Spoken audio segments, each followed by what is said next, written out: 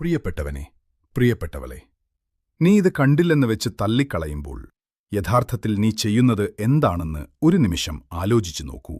നീ ഒരു സന്ദേശത്തെയല്ല, മറിച്ച് നിന്റെ ഹൃദയത്തിന്റെ പ്രതിബിംബത്തെ തന്നെയാണ് കാണാൻ മടിക്കുന്നത്. നമ്മൾ തമ്മിലുള്ള ഈ അകലം സാരമില്ലെന്ന് നീ നിന്നെത്തന്നെ വിശ്വസിപ്പിക്കാൻ തുടങ്ങിയിരിക്കുന്നു. നമ്മൾ തമ്മിൽ അകന്നുപോകുന്നത് നിനക്ക് ദോഷം ചെയ്യില്ലെന്നും സൗകര്യമുള്ളപ്പോൾ എപ്പോഴെങ്കിലും മടങ്ങിവരാമെന്നും നീ കരുതുന്നുണ്ടാകാം. എന്നാൽ സത്യം സൗകര്യങ്ങൾക്കായി കാത്തുനിൽക്കാറില്ല. നിന്റെ നിശബ്ദമായ നിമിഷങ്ങളിലും നിന്റെ അശാന്തിയിലും നീ ആ മുന്നറിയിപ്പുകൾ അറിഞ്ഞു തുടങ്ങിയിട്ടുണ്ട്.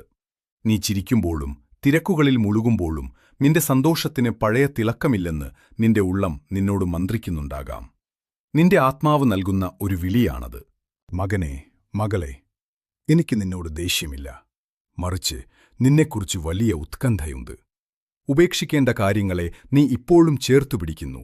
നേരിടേണ്ട കാര്യങ്ങളെ ഭയന്ന് നീ ഒളിച്ചോടുന്നു. ഈ താമസം നിന്റെ ഹൃദയത്തെ അറിഞ്ഞോ അറിയാതെയോ മാറ്റിമറിക്കുന്നുണ്ട്.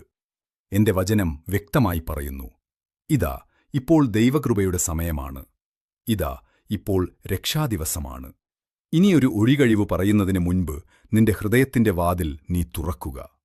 നിനക്കിപ്പോൾ തോന്നുന്ന ഈ വിങ്ങൽ നിന്റെ ഹൃദയത്തോടുള്ള എന്റെ കരുണയാണ്.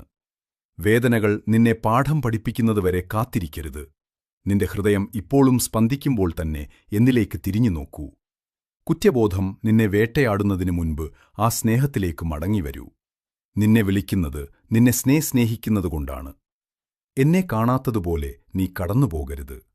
നിന്നെ തിരികെ വിളിക്കാൻ വേണ്ടി ഒരുക്കിവെച്ച ഈ നിമിഷം പാഴാക്കിക്കളയരുത്.